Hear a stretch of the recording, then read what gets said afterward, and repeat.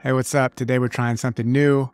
We're going to do a solo cast because I feel like I can have the opportunity to deepen into my own understanding by sharing with you the different things that I'm studying and reading.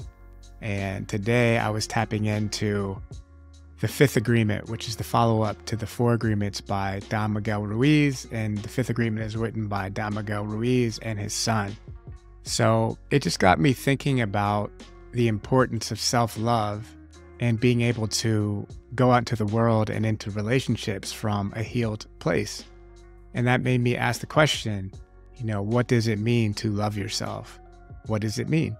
Because we hear that term a lot, like self-care day, or some people will be like, I'm going to shopping and buy myself nice. And to me, what self-love is love of the self, like God, source, universal consciousness, the animating force behind all things. Because in the same way that a puppeteer puts its hand inside of a puppet and operates the puppet, the same energy is within all of us operating us. And the beauty of this life is that we get to be unique expressions of that energy. And we all have something special to share in this divine play that we are living through. But if we don't recognize that that same force exists in ourselves as well as everyone else, we can come to have a distorted understanding of the way relationships should work. And I think we can often end up grasping at relationships because we think we can get something in the relationship that we are not able to source from within. And I've been at both extremes. I've been in relationships where I've grasped for someone and I think it was suffocating. And I've also been in places where I was deeply connected to myself because I spent a lot of time with self doing my radiant rising rituals, which is for me, like a menu of ways in which I like to connect with the divine. So when I wake up, there's a trajectory of getting on Instagram or looking at your email or getting sucked into notifications. And then there's another trajectory of going within yourself. So like closing your eyes, taking a deep breath. And since source lives within and source animates us through the breath, I like to think of that process as giving source a kiss in the morning, right? Right? It just said it feels good. Let's do one more. Right? So I like to do some conscious breathing. I like to meditate. I like to listen to something that keeps my mind on a high frequency. A lot of it lately has been some Christ teachings that don't come from the Bible. They are recently channeled works and they're spoken in a much more colloquial, present day way. And it lets go some of the dogma that I feel like has been accumulated and like tacked on and wasn't actually a part of the original teachings from Jesus. That's another topic that I'm sure we'll get into more. I talk about it a lot. But the point is, in order to have a healthy relationship with all of life, especially your intimate relationships, you have to cultivate a sense of fulfillment within, and you go out into the world ready to give. And of course, at certain points, we need to be poured into as well. But source is an infinite source, like it is the plug. Why would you try to plug your socket into a little volt when you can plug it into an infinite, ever renewable source of energy, right? So it's just a reminder to come home to yourself. It's easy to get pulled in different ways and think that, especially if we invest a lot of time and energy into a relationship, that we have to grasp at it. But grasping at relationships is like having your hand in a river. So you have your hand in a river, and that's a unattached relationship because the water's just flowing over your hand. The water's just flowing over your hand. It feels nice. It feels refreshing. And then you maybe start to get afraid that you're going to lose the water. So you say, I need to grab it. I need to have it. It belongs to me. And the more you tighten your hand to try to grasp at that water, the less you have. And when your hand is completely closed because you're very intently trying to hold on to something that should be free flowing, then you don't have anything.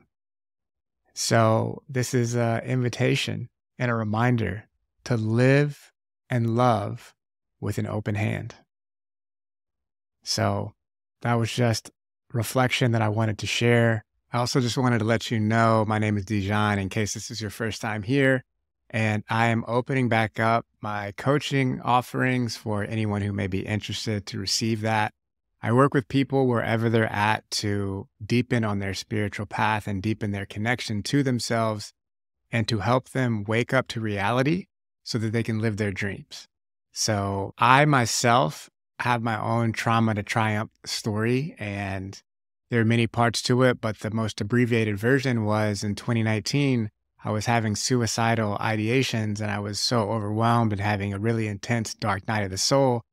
And after taking a yoga teacher training and doing a meditation retreat and a 100-day Kundalini sadhana, I was able to access my soul in a really visceral way and to know myself as an eternal being that was having a human experience. It went beyond just the cliche of a spiritual being having a human experience. Like I actually felt that.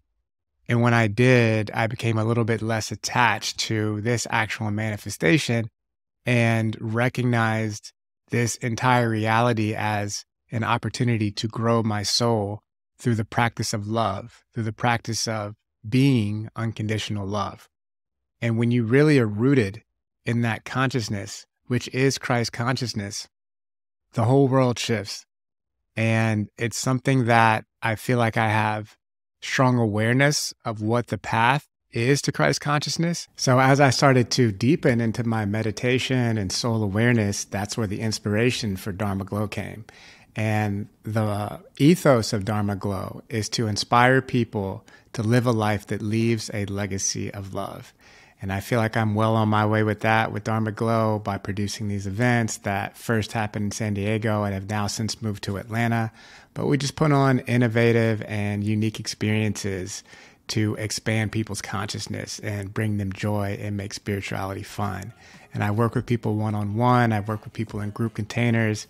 I put on these live events and I get to live my life every day knowing that I'm one, getting to have fun, and two, getting to be of service.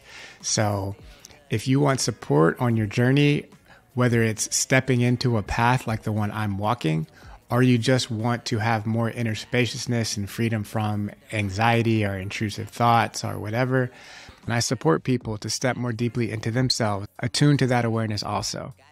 So I'm going to share something from my friend Hayden, who I just finished working with, and he had an incredible transformation, but I'll let you hear it from his own words.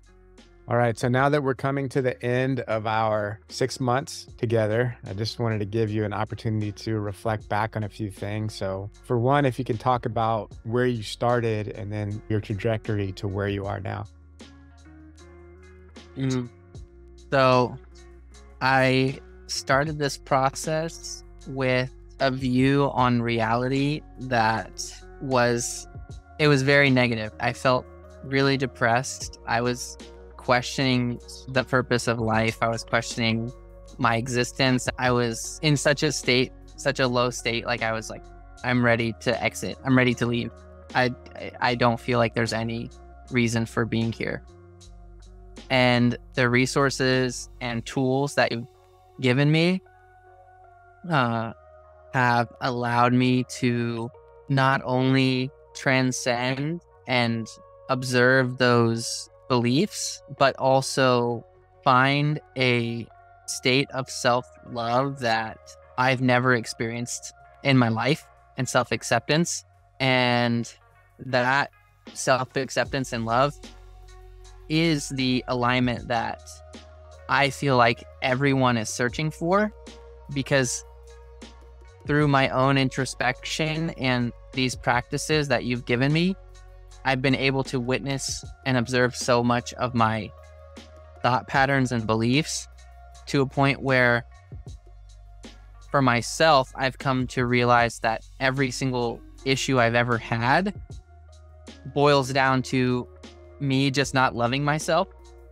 Like everything that we worry about or get stressed out about or angry about ties down to a fear, and a fear ties down to a belief that something bad's going to happen. And if we can extend love to ourselves, we can realize how we are creating that experience and that fear, and then stop creating it, like taking responsibility for our own state of being, but in a way that feels good. It's not like you said that, like how you said, it's not a pressure thing. It's like you want to do this because this feels good to do. It's not like hard. It feels good. And it takes devotion and commitment, but it's also like you want to commit to it. You want to devote yourself to it. That's beautiful. Thank you so much for sharing that. And how do you feel your ability to manifest your idealized reality has come along in this time? Mm, that's a great one.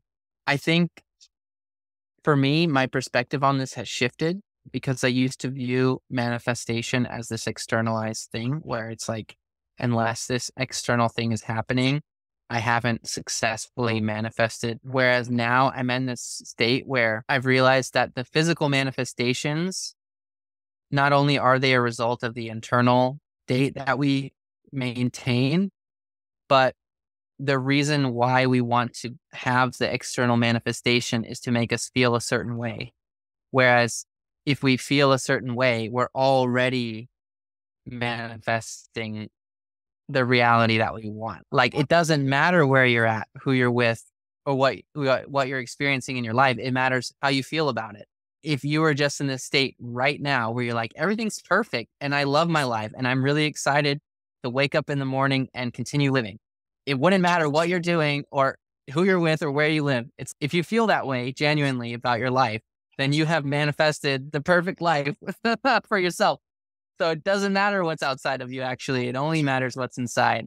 And so now that's my view, is in doing that, I am manifesting my perfect life because it's our projection. Life is our projection of how we view it. And I'm now creating the views and projections and looking through the window of life that I want to look through. It's before I had this really dirty, crappy, foggy window that was like tinted and also had these scary sounds playing in the background, looking at everything in my life through this window. And then I was like, oh, this window sucks. I'm going to throw it out and get a different window that's really clean and brightens the colors. And it's really way lighter and way stronger. And it's made of better materials and it's more sustainable. And I found actually someone to carry it for me too. So I can just look through this window now and everything is better, even though I'm in the exact same place. I love that. And what would you say to someone who was interested in working with me in this way? I say they're interested. Okay. I would say that Dijon maintains a frequency that is this even keel, peaceful, happy state of being, no matter what's going on. You could be telling him that your parent just died and there's this acceptance and this love. I see that and I witness you and I'm holding the space for you and it's okay. And I'm here and I'm not judging any of your experiences, the way you're experiencing it, what you're choosing to believe about the experience. It's all accepted. And in maintaining this frequency, he ultimately gives you this guide of direction of where you can be and how it's not about striving to get there. It's just about turning inward and finding that space in yourself that is ultimately where we all want to be, the state of self-acceptance and self-love. And that's really what I've felt every time I've worked with Dijon, is this full acceptance of myself, no matter where I'm at in my process. And that actually allows me to transcend what's happening to me and realign to where I actually desire to be and feel. So thanks for being here. I would love to hear how you like this solo cast episode. So shoot me a message on Instagram, share it with a friend. I think I'm going to start sprinkling these in more, as well as the guest episodes, because I enjoy both formats. But thanks for taking a little bit of time to connect today. And if you feel inspired to connect, I will put links below and you can explore working with me. So thanks for being here.